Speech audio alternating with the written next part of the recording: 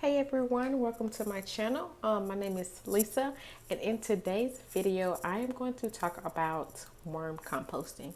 So worm composting kind of caught my eye. You guys know I live in an apartment, so there's not much you can do, but you can do a little something. So that's pretty much what I'm doing now.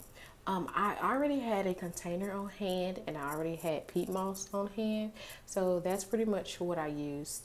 So the worms that I use, they're actually fishing worms, and we didn't use them. So I didn't want them to go to waste. So I kept them around. So I'm just going to see what we can do. Like maybe I can get some composting going on with these worms. I don't know. So pretty much what I did was I put some peat moss in the container and I put some water in there too, just to get it a little moist.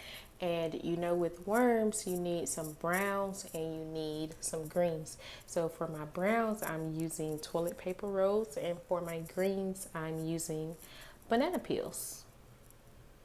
And for the record, this is not a how-to video. This is a Lisa just throwing some stuff together and see what we get type of video.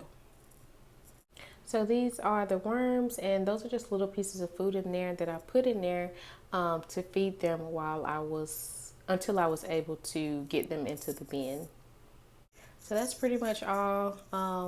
My bedding is the peat moss, which the ideal bedding you want to use is coconut coir, but I didn't have any. I had peat moss, so hey, that's what I use. And my browns are the toilet paper rolls, and my greens are the bananas, and then your worms, and let's see what we can get. And I know that this is not the ideal setup for worm composting, and I know that these aren't the ideal worms that you want to use for composting, but they are worms. So I mean, let's just see what we can do with them. And I'm just putting some more peat moss over it just to cover them. So, you know, if you do worm composting on a smaller scale, leave your girl some comments. Help me out, because, you know, we just winging it over here.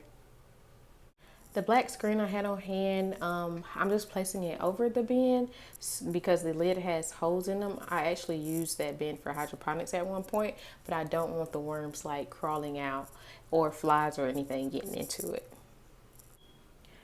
Okay, so this is exactly a month later. So we're going to see how these worms are doing in here. I have been feeding them periodically, and there are some sprouts coming up in here. So I'm not quite sure what these sprouts are, because I put a cucumber in here at one point, and I put some potato skins and bananas, but I don't think bananas sprout or anything. So it has to be potato or cucumber. So now I'm just digging around, trying to see where the worms are, see if we even have any worms. I also added a egg carton and eggshells in here just to add a little bit more browns and grits. I don't know if you can see, but we actually do have some worms in here that are still going strong and steady, and they're super big too. I'm just digging, looking for our little friends here, seeing if they pop out. Oh, there's one at the top. Y'all see that one wiggling up at the top? I think he's running. So my plan here is actually to get one of those worm towers and put the worms in there, and hopefully maybe get some actual composting red worms, I think is what they call them. But you see all the worms, they're pretty much kind of on the side. I think they're trying to move away because I'm disrupting them. But I want to say thanks for stopping by and watching my video. I'm going to just let you guys, you know, watch and check out as I play in the worm bin. Thanks for watching. Bye.